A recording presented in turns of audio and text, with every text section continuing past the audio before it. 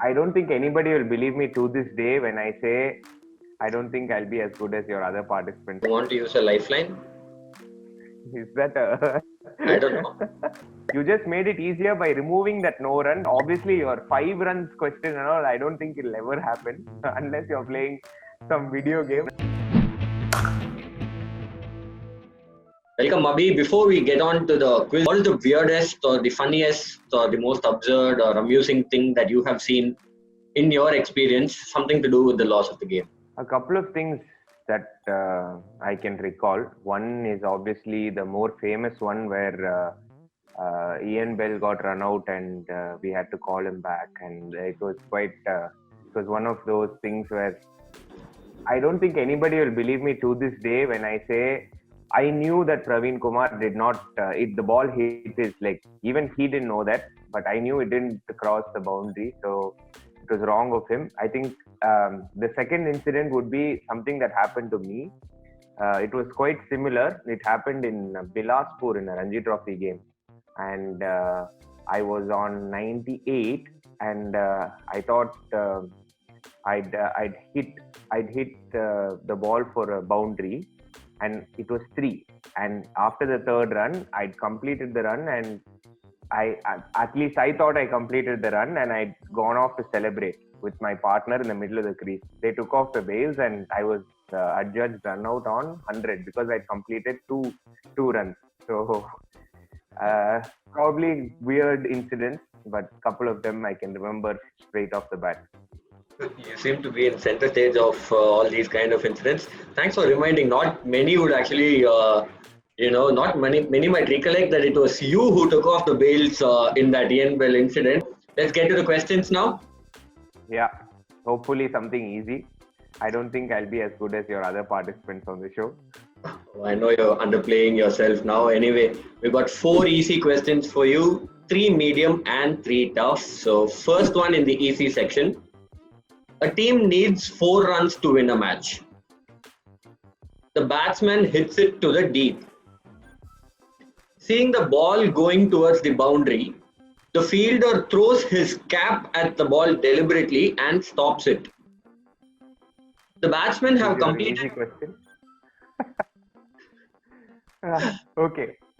Let me complete. Okay. The batsmen have completed only 1 run. Who won the match? Is it the batting team or the bowling team? Yeah, so that's technically not allowed. So I think there would be a penalty, and the penalty would be 5 runs. So I'm guessing the batting team has won the game. Well, it was easy in the end. So batting team is indeed right. The explanation is spot on as well. So 5 runs for penalty runs because he did it deliberately. Yes, correct. Okay, so there's a clue for the second question as well. So the second question is pretty much the same scenario. Again, something to do with fielding. The team needs 4 runs to win. The batsman hits it to the deep. The fielder dives and his cap accidentally stops the ball from going to the boundary. The batsmen have completed only 1 run. In this scenario, who won the match? Is it the batting team or the bowling team? It's the opposite. I think the bowling team wins because accidentally, if the cap falls, I don't think you're penalized for your actions. So. Okay, absolutely. 2 out of 2. 2 out of 2 so far. Pretty easy. Okay. Pretty easy ones. Third one now.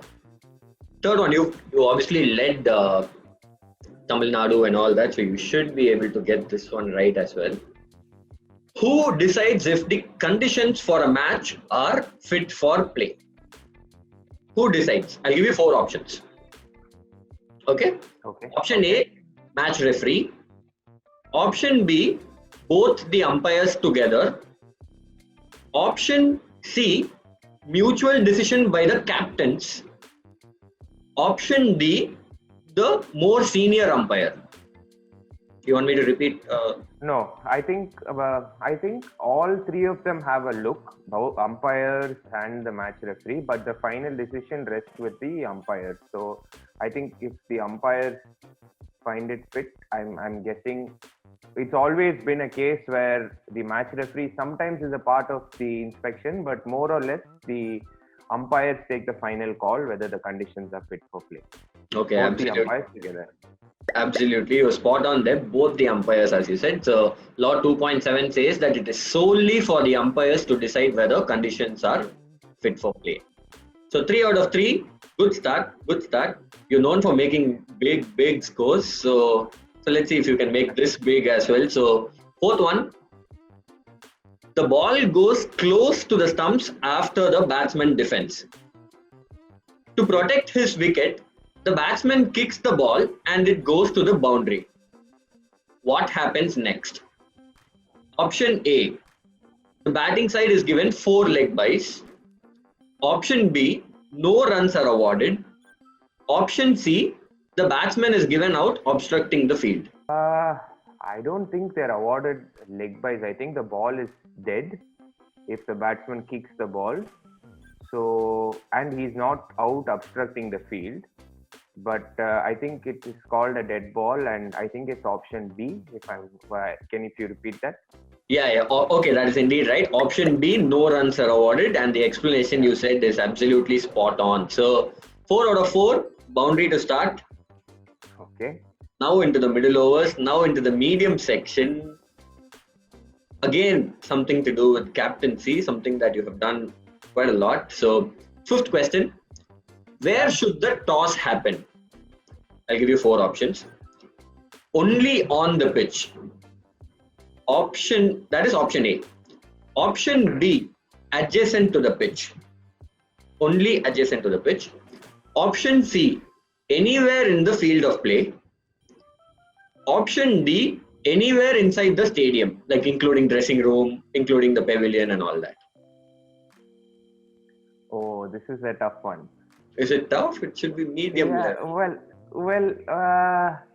See, there was this incident which happened in a Tamil Nadu Delhi game or something like that, much before my debut, where there was a very big dispute for the toss. Both teams came back saying that they'd won the toss. So after that, they changed the rule saying umpires or the match referee, one of them should be present at the toss. And it happened in the middle of the stadium. But I am guessing you can hold the toss anywhere in the field of play. I'm still guessing between C and D. I'm unsure about C and D. I'll give it to you. The answer you said is absolutely spot on. Anywhere in the field of play is right. And thanks for giving us another trivia to go with it as well. 6th one, batting question. Something you might not know because you're an opener. But anyway, within how much time should an incoming batsman be in a position to face the next ball to avoid being given out, timed out? I'll give you 4 options again. Option A, 10 minutes. Option B, 5 minutes. Option C, 3 minutes. Option D, there is no such restriction. Okay, I think it's 3 minutes. Because I feel umpires are very strict about the batsman crossing the field of play. In the field of play, it's not a written rule, but it's an almost unsaid rule that the batsmen cross each other on the field of play. I'm guessing 3 minutes, but umpires are very lenient about it. Yeah, there are certain batsmen that take a long time. For example, then Dinesh Karthik will be out every single time. He takes ages to get ready. So my best guess would be 3 minutes. Again, it's a guess, but I think it's 3 minutes. It is a guess, and it is a right guess. See, 3 minutes is right. So is Dinesh Karthik the batsman who always takes longest time in the Tamil Nadu team? You can see on television itself, they'll run 100,000 ads before he takes strike. So that's definitely not 3 minutes. So he has a very big routine. He takes guard, which is I think understandable. And then after to face the first ball, he takes quite a bit of time. 6 out of 6. You're going really well. As I expected, you had in fact underplayed yourself before coming onto the show. Oh way. Let's move on to the tough ones. We still have one more medium level question before we get on to the tough one. So, seventh question. A batsman is on 96. His team needs 1 run to win the match. He hits it to the deep and he runs 2 runs. After he runs 2 runs, the ball goes to the boundary. What is his final score? Okay. Yeah. Option A, 97. Option B, 98. Option C, 100. Okay, so they need 1 run to win, is it? Yeah.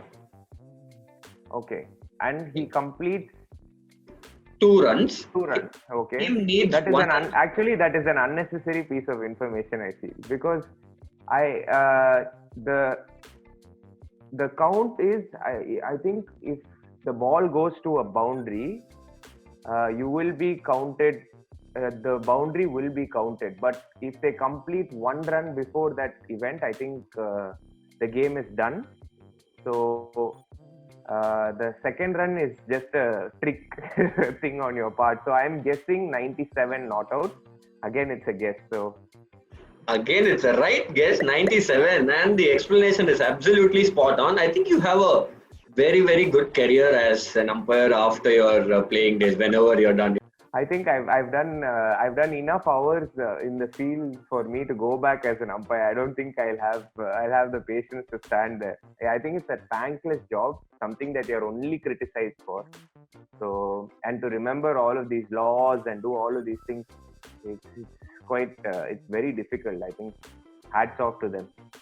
Absolutely. Okay, now as you wanted, we're going into the tough section. You've got 7 out of 7. You take some water and get ready. You've got 3 lifelines to go with it as well. Okay. If you want, you can use a phone a friend as well as. I mean, it's flexible. You can do whatever you want. So, who would you call in case? Just to know, who would you call in case there's a phone a friend option? I'd call one of the umpires from Tamil Nadu. I think someone like a Madana Gopal, who I know, who's a BCCI umpire. I'd call him. But in this lockdown time, I think I'll have to. I should have kept that phone a friend option before. I haven't called and warned him. So either Srinivasan, who's also a renowned umpire who does IPL, or Madana Gopal. Both of them, I think they're quite well versed with the laws. Name some players who you think will be very, very good with these laws. In the Tamil Nadu team, I think my best, the closest I would get is someone like a Kaushik Gandhi, because he's quite well versed, decently versed with the laws. But the crooked part is he knows how to maneuver them, find loopholes with them and stuff like that. So there's actually, if you have time, I have a small story Absolutely. for you.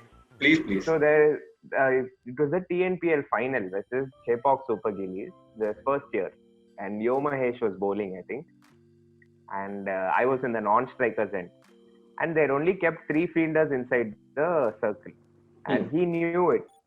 So there's this very cute video of me telling him, I'm showing him like this literally from the non-strikers end, and he's shaking his head and he's telling me he's already noticed it, and he's hit the ball for a 6. But he didn't even realize it went for a 6, and he's showing no ball to the umpire. This was in the final of the first edition of TNPL. So to be very aware like that, so I think someone like a Kaushik Gandhi I'd call. So 8th question, ready for the tough one? Okay. The batsman is getting ready to face a ball when the wicketkeeper, standing up to the stumps, sneezes. Okay. The batsman is distracted and he is bowled. He plays a shot, but he is bowled. Basically a distracted kind of shot, and he is out bowled. He doesn't move away and leaves it. Okay? So in this scenario, what should the umpire do? Option A, give the batsman out bowled. Option B, he gives the batsman not out. Option C, he signals dead ball and gets the ball re-bowled. and it is a not out. Option D, he warns the wicketkeeper and gives the batsman not out. So he deliberately sneezes or it happened accidentally? Accidentally. So I think it's the fault of the batsman. Again, it's a tough question. It's the fault of the batsman that he did not, if he's distracted at some point, then he shouldn't have played a shot. He should have just stepped away. So there is no distracted playing a shot or trying to get away with it. In my opinion, if you are distracted, you have all the right to move even at the last second, even after the ball is delivered. That has happened. So my best guess is he's bowled because he's played a shot. Because he's played a shot, I'd say he's bowled. Okay, do you want to use a lifeline? Is that a... I don't know. See, I gave you my reasoning behind this. I think as a batsman, if anything distracts you, there are so many times when there's a small like bird or something like that goes in front of you when the bowler is already delivered. Bowlers get annoyed because they're running from so far out. So it's the same thing. The wicketkeeper sneeze out of, if it's not deliberate, then I think the batsman, it's the batsman's fault. So I'm still okay, let me kind of give you a clue or something like that. The umpire actually feels that the umpire knows or thinks that the batsman is distracted. So he knows that the batsman is distracted, although it was not deliberate by the keeper. So that is a clue that I could give. So you want to change your reasoning? So it's a very dicey question though, because see, if that is the case, then if the umpire then will warn the keeper or something like that, and I can say it is a dead ball, the event will not be counted. So it's either a dead ball or the batsman is given, the ball will be either counted as a wicket or it won't be counted at all. I think C.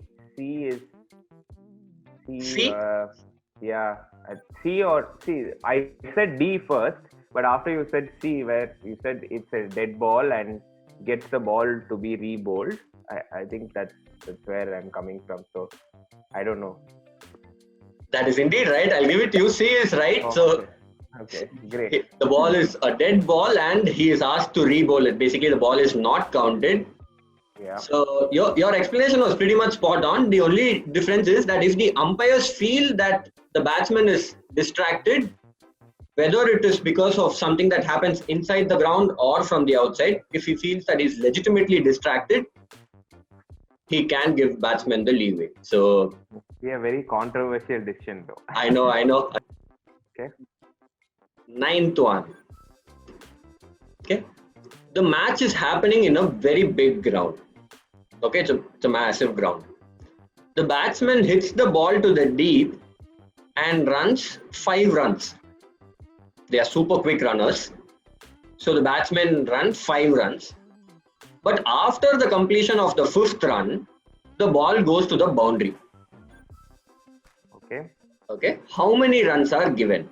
I'll give you 3 options if you want. Option A, 4 runs. That is the boundary. Option B, 5 runs. That is the runs that they ran. Option C, 9 runs. That is the boundary plus the 5 runs that they ran.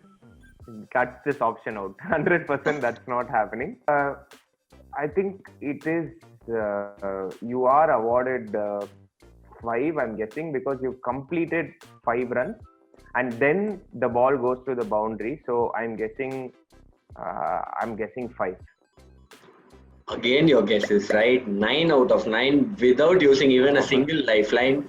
Please use a lifeline at least for the 10th question. Hopefully. 10th question. Let's see if you can get 10 out of 10. You're already on the leaderboard. Nobody else has got 9 among the people that I have interviewed so far. So congratulations for that. So 10th one. Thank you. 10th one. This scenario is in an ODI match. Okay. The bowler oversteps the ball Okay, so no ball. And the ball is hit by the batsman in the air. Okay, the ball directly touches the spider cam and falls beyond the boundary line. Okay. It's a no ball.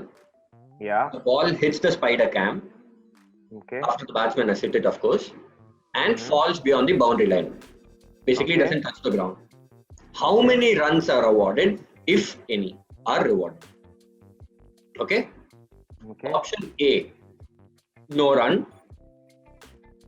Option B, 7 runs. That is 1 run for the no ball and 6 runs for the boundary.